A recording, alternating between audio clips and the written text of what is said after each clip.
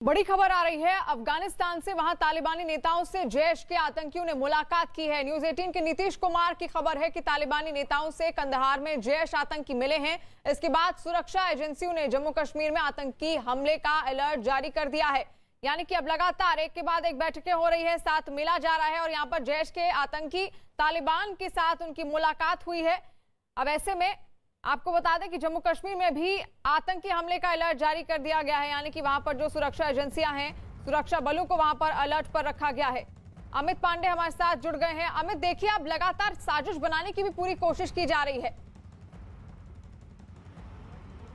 देखिए, इससे पहले भी अफगानिस्तान में प्रशिक्षण पा चुके जो आतंकी हैं उनको कश्मीर में आतंकवाद फैलाने के लिए भेजा जाता रहा है और उनकी मौजूदगी दिखती रही है। और जब तालिबान ने अफगानिस्तान के प्रशासन को अपने हाथ में पूरी तरीके से ले लिया है तो ये बैठक भारत के लिए बहुत ही खतरनाक हो सकती है, क्योंकि अब सीधा एक व्यवस्था के जरिए जैश जैसा दुर्दांत आतंकी संगठन अपना समर्थन जुटाने की कोशिश करेगा और उनसे चाहे आर्म्स हो चाहे अम्युनिशन हो वो लेने की कोशिश करेगा। तो मीटिंग हुई है, लेकिन इस मीटिंग के भीतर क्या हुआ है, किस तरीके का समर्थन मांगा है जैश ने और क्या तालिबान की ओर से एश्योरेंस दिया गया है, इस पर अभी कोई जानकारी पुष्टि नहीं हो पाई है। लेकिन कंधार जो कि पहले से ही भारत के लिए अच्छी मेमोरी नहीं है, कंधार है, हाईजैक कांड हुआ था और वहीं पर मौलाना मसूद अजहर को भारत से रिहा करके हवाले किया गया था। तो एक तरीके से कंधार जैश के आतंकी के लिए और ये बड़ा खतरा है। तो आपको बता दें लगातार वहां पर तालिबान की मुलाकात भी हो रही है जो जैश के आतंकी उनके साथ। और कल ही खबर आई थी कि कुछ ऐसे हथियार भी हाथ लगे हैं अमेरिकी सेना के तालिबान के हाथ में, तो ये बड़ा खतरा साबित हो सकता है। वहीं अफगानिस्तान के काबुल में गुरुवार को हुए धमाकों के बाद मेडिकल सुविधाओं की कमी की खबरें सामने आ रही हैं। इस बीच तालिबान ने महिला स्वास्थ्य कर्मियों को काम पर लौटने को कहा है। तालिबान ने अफगानिस्तान में सभी महिला डॉक्टरों को काम पर लौटने को कहा है और इसके अलावा तालिबान ने स्वास्थ्य सेवाओं से जुड़ी महिला स्टाफ को भी काम पर लौटने की अब हिदायत दे दी है। यानी कि जो महिलाएं स्वास्थ्य के क्षेत्र से जुड़ी हुई हैं वो अब अपने काम पर वापस लौट सकती हैं और ये फरमान जारी किया गया है अब तालिबान की ओर से, क्योंकि लगातार मेडिकल सुविधाओं की अब कमी वहां पर होने लगी है। और तालिबान का एक और नया फरमान सामने आया है। तुलु न्यूज के हवाले से खबर है कि तालिबान ने काबुल में लोगों से गाड़ी, हथियार, गोला बारूद और दूसरा सरकारी सामान एक हफ्ते में संबंधित अधिकारियों को लौटाने को कहा है। तालिबान के प्रवक्ता जबीहुल्लाह मुजाहिद ने कहा है कि अगर संबंधित अधिकारियों को सामान वापस नहीं किया गया तो उल्लंघन करने वालों से कानूनी तौर पर निपटा जाएगा। और यहाँ पर अमित हमारे साथ एक बार फिर से लाइव जुड़ गए। अमित, देखिए अब जितना भी साजो सामान है वो वापस देने के लिए कहा गया है और अगर नहीं दिया जाए तो उस पर भी कार्रवाई होगी। आखिर क्या मकसद होगा इसके पीछे? देखिए, हथियार उन्हीं लोग के पास यहाँ पर अफगानिस्तान में है जो पहले तालिबान के खिलाफ लड़ाई लड़ा करते थे और पहले तालिबान उनका दुश्मन था और तालिबान को पहले की व्यवस्था के मुताबिक देश विरोधी माना जाता था। और अब जब तालिबान खुद ही प्रशासक बन चुका है, ऐसे में जब वो ये आदेश जारी करता है तो इस पर सवाल उठना, इस पर शक उठना लाजमी है। और दूसरी सबसे बड़ी दिक्कत है कि आखिरकार ये लोग अपने हथियार कहाँ पर जमा करेंगे। अगर पुलिस स्टेशन हो, संबंधित जगह हो तो वहाँ पर जाएंगे, अगर जाए भी तो कौन लोग वहाँ पर मौजूद रहेंगे। और तीसरी बात ये कि इसका आंकड़ा कौन मेंटेन करेगा, स्टैटिस्टिक्स इसका कौन मेंटेन करेगा, किस आदमी ने किस वक्त पर कितने हथियार जमा किए। तो एक प्रोपेगेंडा फैलाने के लिए एक आदेश ये जारी किया गया है, इस बात की पूरी संभावना है। और इससे आगे अभी देखना होगा कि किस तरीके से लोग आते हैं इस आदेश का पालन करने और जो भी हथियार जिस तरीके से इकट्ठा होते हैं आखिरकार उनका तालिबान करता क्या है। बिल्कुल, और देखने वाली बात होगी कि लोग ये सामान लेकर जो हथियार हैं जो कहा गया है तालिबान की ओर से उसका फरमान सुनते हैं, मानते हैं या फिर नहीं। वहीं काबुल में अमेरिकी दूतावास ने अपने नागरिकों के लिए सुरक्षा अलर्ट जारी किया है। न्यूज़ 18 के संदीप बोल की खबर है कि काबुल में सुरक्षा खतरे को देखते हुए यूएस नागरिकों को एयरपोर्ट और एयरपोर्ट के गेट से दूर रहने को कहा गया है। यूएस ने अपने नागरिकों से एबे गेट, ईस्ट और नॉर्थ गेट और New Ministry of Interior Gate से तुरंत हट जाने को कहा है। यूएस ने अपने नागरिकों को भीड़ वाली जगहों से भी दूर रहने की हिदायत दी है और सोशल मीडिया के जरिए खबरों पर नजर रखने की सलाह भी दी है। अमित, देखिए अब यहाँ पर स्थितियां और ज्यादा बिगड़ती जा रही है। अमेरिका लगातार चेतावनी जारी कर रहा है, लेकिन उसका एक और टारगेट है कि कैसे वो किस तरीके से, उनकी 31 अगस्त तक डेडलाइन जारी की गई है, तो ऐसे में किस तरीके से वो एयरपोर्ट से अपने लोगों को निकाले, ये भी एक बड़ी चुनौती अमेरिका के सामने है। जी बिल्कुल, इसमें कोई दो राय नहीं कि स्थिति लगातार बिगड़ रही है और एयरपोर्ट से नागरिकों को वापस निकालना, सुरक्षित निकालना, ये अमेरिका के सामने सबसे बड़ी चुनौती है और इस आतंकी हमले ने और ज़्यादा अमेरिका की चुनौती बढ़ा दी है। तो ऐसे में किस तरीके से स्थानीय नुमाइंदों से अमेरिका कम्युनिकेट कर रहा है, किस तरीके से अपने नागरिकों को ले आ रहा है, ये उसके लिए बहुत बड़ी चुनौती। हालांकि उनकी सरकार के तरफ से बयान भी आया कि हम अपने नागरिकों को सुरक्षित निकालेंगे, तय समय में निकालेंगे, 4,500 के आसपास नागरिक उनको निकालेंगे। लेकिन जब ज़मीनी रूप से इस पर अमल करने का वक्त आएगा या फिर आ रहा है तो इसमें बहुत ज़्यादा मुश्किल का सामना करना पड़ेगा, क्योंकि परिस्थितियां बदल चुकी हैं। अब बदले हुए हालात में जो आतंकी संगठन है वो अपने पांव अफगानिस्तान में जमा रहे हैं और जीता जागता उदाहरण ये परसों का जो बम धमाका है, ये कोई मामूली आंकड़ा नहीं है। 150 से ज़्यादा लोगों का मारा जाना और 100 से ज़्यादा लोगों का घायल होना, ये कोई मामूली आंकड़ा नहीं है। एक वेल प्लान्ड अटैक था, सुनियोजित तरीके से साजिश की गई थी और जिस जगह धमाका होता है उसी के आसपास लगातार फायरिंग हो रही है। तो ये दिखाता है कि किस तरीके से आतंकियों के हौसले बुलंद हुए हैं बदली हुई परिस्थितियों में और उनको रोक पाने में स्थानीय प्रशासन कैसे नाकाम है। और सबसे बड़ी चिंता न केवल अमेरिका की है, और इसी की वजह से वहां पर स्थितियां भी अब बद से बदतर होती जा रही हैं। जो लोग वहां पर मौजूद हैं उनके लिए चुनौतियां और ज्यादा बढ़ती जा रही हैं। और अमेरिका ने कहा है कि काबुल एयरपोर्ट पर अभी भी करीब 5,400 लोग अफगानिस्तान से उड़ानों का इंतजार कर रहे हैं। अमेरिका का ये बयान काबुल विस्फोट के एक दिन बाद आया है। इसके दौरान अमेरिकी सेना के Major General William Hank Taylor ने कहा कि हवाई अड्डे पर अभी भी लगभग 5,400 लोग अफगानिस्तान से उड़ाने की प्रतीक्षा कर रहे हैं। हमारे पास अफगानिस्तान से अमेरिकी सैन्य एयरलिफ्ट कर लोगों को निकालने की क्षमता है। लगातार यहां पर अमेरिका की ओर से घोषणा की जा रही है। There are still approximately 5,400 individuals on the airport as of this report awaiting for flights out of Afghanistan. We have the ability to include evacuees on U.S. military airlift out of Afghanistan until the very end. और अमित लगातार हमारे साथ जुड़े हुए हैं। अमित, देखिए, बड़ी चुनौती है। अमेरिका की ओर से कहा गया है कि 5,400 लोग वहां पर एयरपोर्ट पर अब भी मौजूद हैं। इनकी सुरक्षा की भी अब जिम्मेदारी कौन लेगा? यहां पर लगातार अमेरिकी दूतावास की ओर से चेतावनी दी जा रही है उनके ही लोगों को कि वहां से वो दूर हटें, लेकिन जो लोग वहां पर पहले से ही मौजूद हैं उनकी सुरक्षा की जिम्मेदारी किसकी है आखिर?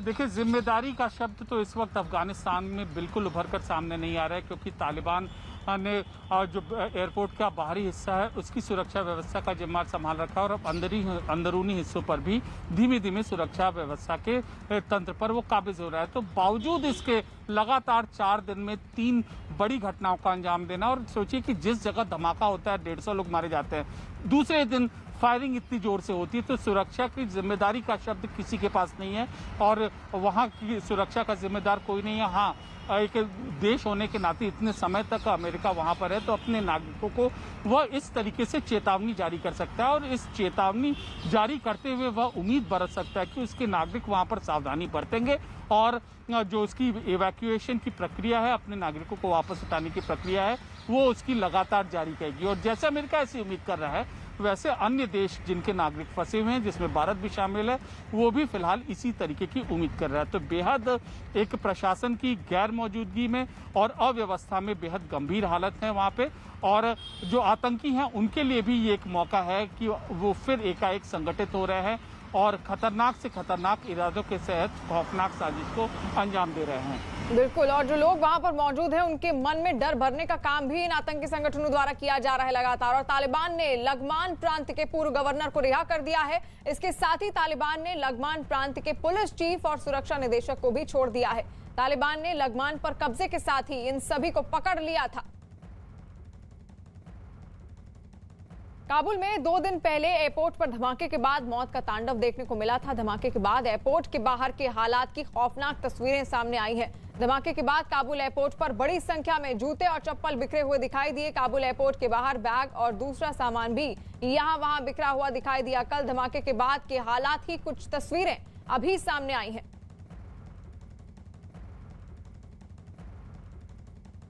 वहीं अमेरिका की पूर्व सांसद और डेमोक्रेट नेता का काबुल पर आईएसआईएस के हमले पर क्या कहना है, आइए आपको सुनाते हैं।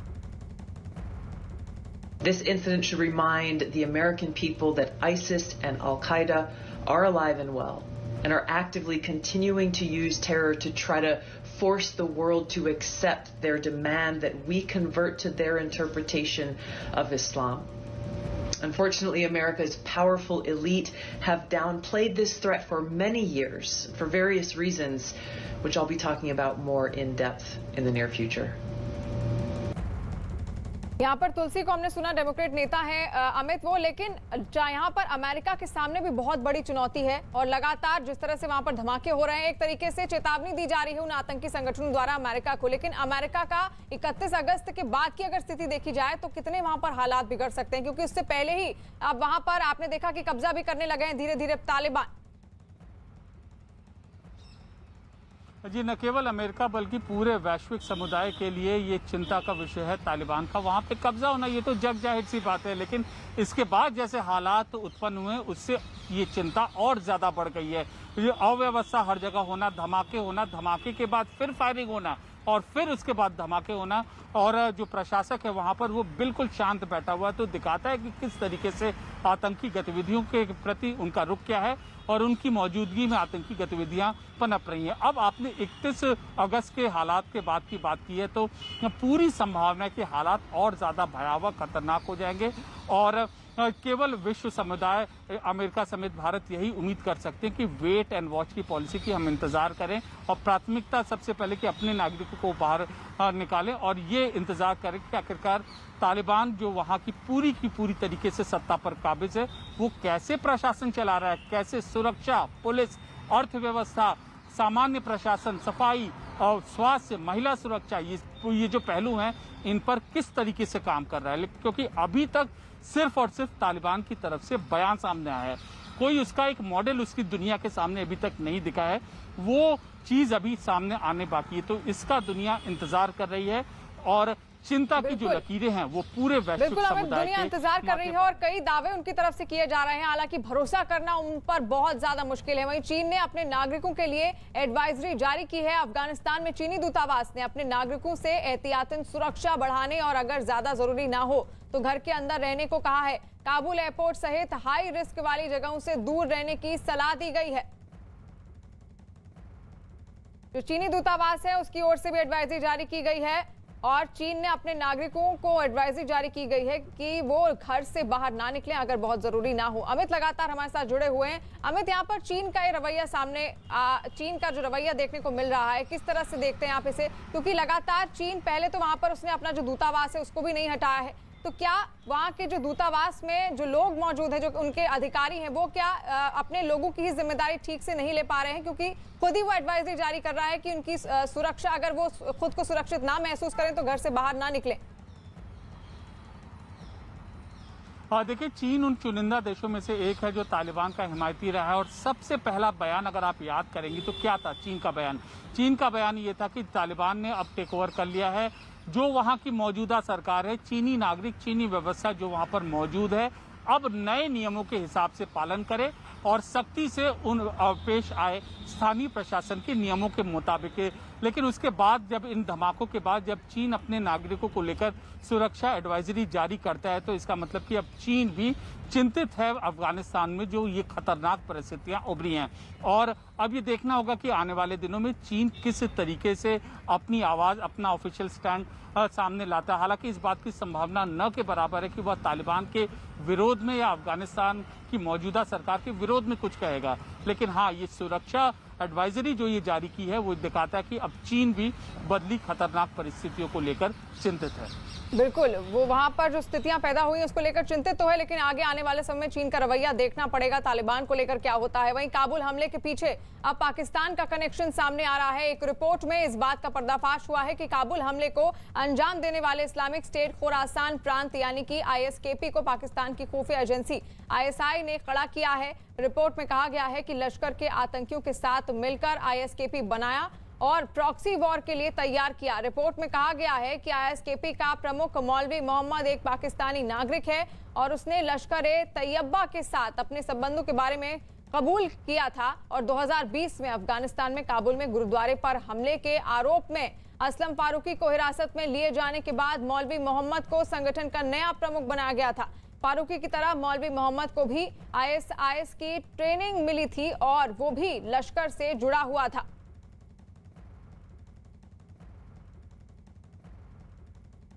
और अब बात आसमान से बरसी आफत की। आसमान से बरसी आफत ने लोगों की किस तरह से मुसीबतें बढ़ा दी हैं, इसकी 5 तस्वीरें हम आपको दिखाते हैं। यूपी के महाराजगंज में भारी बारिश की वजह से एक पुल टूट गया है, जिसका सीधा असर वहां लोगों की आवाजाही पर पड़ा। उत्तराखंड के टिहरी में सड़क धंसने से गाड़ियों का निकलना बंद हो गया और इस दौरान जो लोग पैदल भी निकले उन्हें भारी मुश्किलों का सामना करना पड़ा। देहरादून में भारी बारिश की वजह से पुल का एक हिस्सा टूट गया। गनीमत ये रही कि कोई हादसा होने से पहले वहां गाड़ियों में मौजूद लोग निकल गए। बिहार के दरभंगा में भी बारिश कहर बनकर टूटी और वहां गांव के गांव टापू में तब्दील हो गए। उत्तराखंड के चंपावत में भी भारी बारिश की वजह से जमीन खिसकने की घटनाएं सामने आई। पहाड़ से मलबा गिरने की वजह से हाईवे पूरी तरह से बंद हो गया। और ये 5 तस्वीरें आपके सामने हैं, किस तरह वहां पर हालात पैदा हो गए। देश के अलग अलग हिस्सों में बारिश किस तरह कहर बरपा रही है, उसी का ये नजारा था। और यूपी के महाराजगंज में भारी बारिश की वजह से हालात बिगड़ गए हैं। इस दौरान एक होश उड़ा देने वाला वीडियो सामने आया। भारी बारिश की वजह से वहां एक पुल तिनके की तरह गिर गया। तस्वीरों में दिखा कि आसपास का पूरा इलाका पानी में डूबा हुआ था और इस दौरान पुल के नीचे की सड़क के पास मिट्टी का कटाव होने लगा। इस दौरान एक किनारे पर लोगों की भारी भीड़ भी जुट गई। इसी बीच पुल का एक बड़ा हिस्सा टूटकर पानी में समा गया। और उत्तर प्रदेश के महाराजगंज की तस्वीरें आपके सामने हैं, किस तरह एक पुल धाराशाही हो गया है पानी के तेज बहाव में, वो आप देख सकते हैं।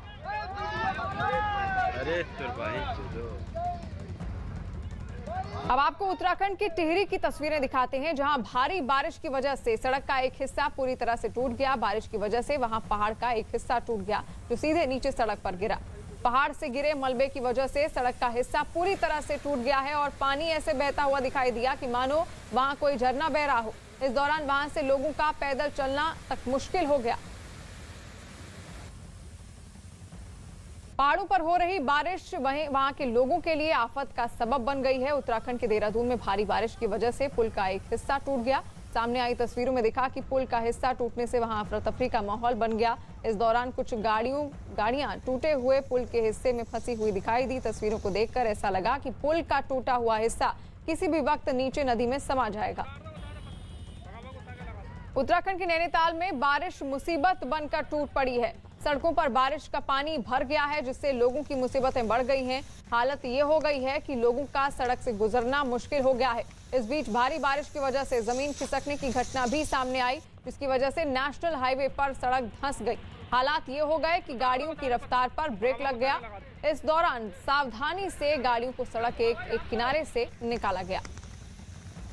उत्तराखंड के चंपावत में भारी बारिश की वजह से जमीन खिसकने की घटनाएं सामने आई, जिसका सीधा असर वहां लोगों की आवाजाही पर पड़ रहा है। वहां टनकपुर से पिथौरागढ़ की तरफ जाने वाला हाईवे पहाड़ से गिर रहे मलबे की वजह से पिछले 6 दिनों से बंद पड़ा हुआ है। पहाड़ से रुक रुक कर मलबा गिर रहा है, जिससे हाईवे पूरी तरह से बंद हो गया है।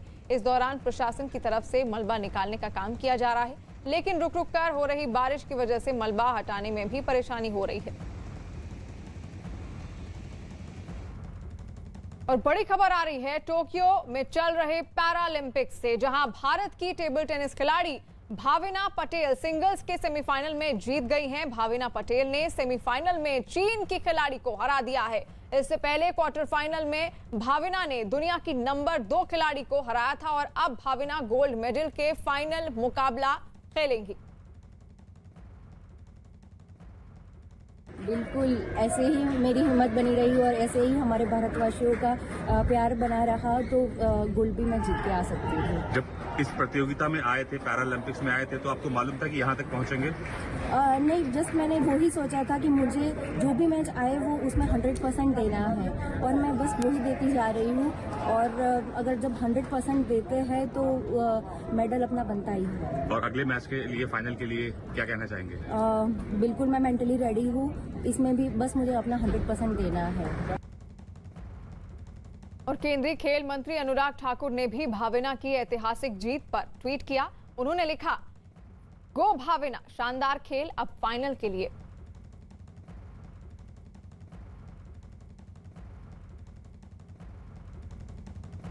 पैरालंपिक्स में भाविना पटेल की कामयाबी पर उनके कोच का क्या कहना है, आइए आपको सुनाते हैं।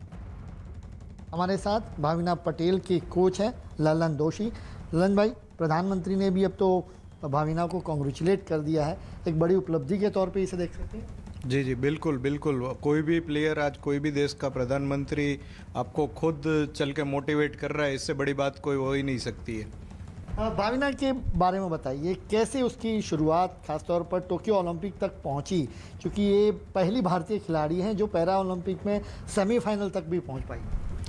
जी, भाविना बहुत ही स्ट्रॉन्ग लेडी है और उसका स्टार्टिंग पीरियड भी बहुत ही स्ट्रगल वाला रहा है और काफ़ी टाइम की प्रैक्टिस के बाद वो नेशनल में मेडल लेना शुरू किया था और उसके बाद धीरे धीरे कॉमनवेल्थ तक पहुंची। दिल्ली कॉमनवेल्थ खेली, उसमें इतना आउटपुट और इतना सेटिस्फेक्शन नहीं था हमको, पर बाद में आगे जाके पहली बार ऐसा हुआ कि 2011 में हमने पहली बार चाइना को बीट किया। तो चाइना को बीट किया, वहाँ से कॉन्फिडेंस और बढ़ा कि भाई जो कंट्री वर्ल्ड में नंबर 1 है टेबल टेनिस में, उसको हम बीट कर सकते हैं तो बाकी सबको तो कर ही सकते। तो धीरे धीरे वो मेडल की शुरुआत हो गई वहाँ से शुरू। तो 28 इंटरनेशनल खेली, उसमें काफ़ी गोल्ड, काफ़ी सिल्वर, काफ़ी ब्रॉन्ज भाविना ने अभी तक लिए। इवन एशियन मेडलिस्ट है भाविना। और आज जो फाइनल हमारा गोल था कि भाई हमको कैसे भी करके टोक्यो में मेडल लेना है और उसके लिए भी हम लोग काफ़ी टाइम से वर्क कर रहे हैं। तो आज उसका आउटपुट हमको मिला कि आज वो फाइनल में पहुंच चुकी है।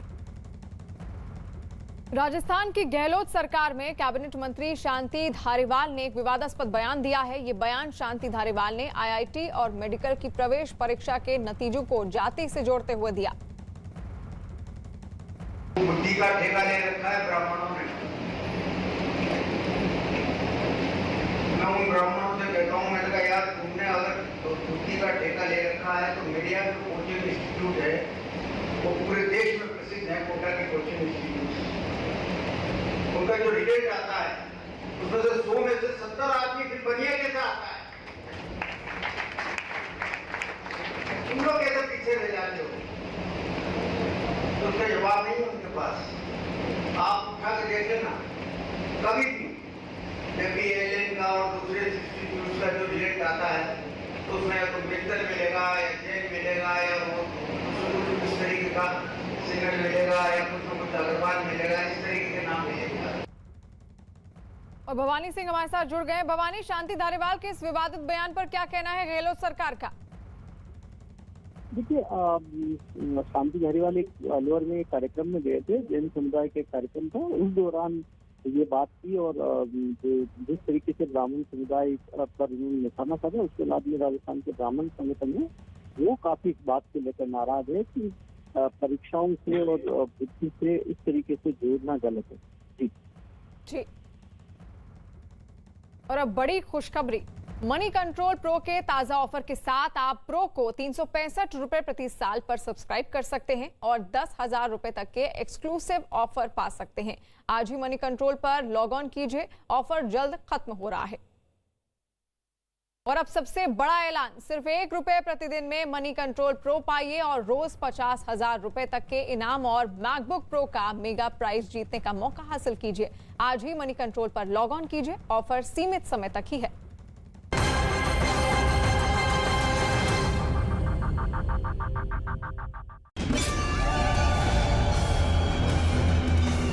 राजस्थान के ईडाणा माता मंदिर में कैसे लगती है आग? देवी की प्रतिमा अपने आप क्यों करती है अग्नि स्नान? अग्नि स्नान का सच, रात 9:27 पर।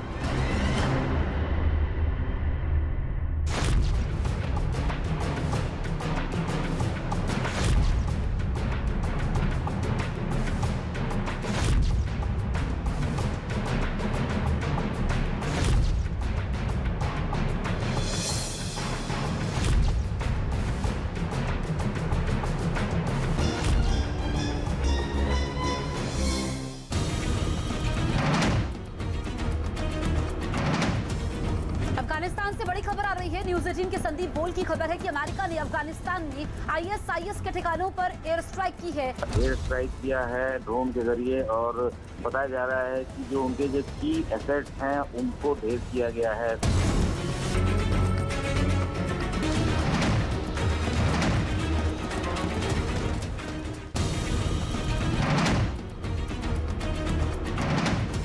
बड़ी खबर आ रही है टोक्यो में चल रही पैरा ओलंपिक्स से जुड़ी हुई भारत की टेबल टेनिस खिलाड़ी भाविना पटेल सिंगल्स के सेमीफाइनल में जीत गई है। एक मेडल पक्का हुआ है, उम्मीद ज्यादा उनसे हम अब करेंगे कि भैया पक्का हुआ तो गोल्ड के लिए आगे जाएं।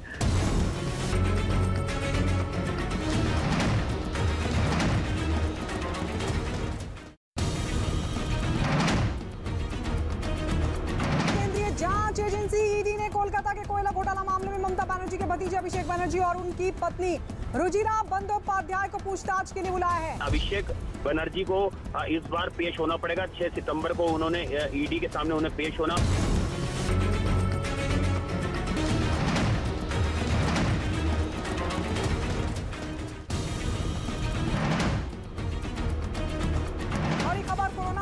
राज्यों में कोरोना के नियमों का पालन नहीं होने पर गृह मंत्रालय की तरफ से गहरी चिंता जाहिर की गई है। कोरोना की रोकथाम के लिए नियम होते हैं जैसे मास्क लगाना और सोशल डिस्टेंसिंग करना। इन नियमों का पालन संबंधित राज्यों में नहीं हो रहा है।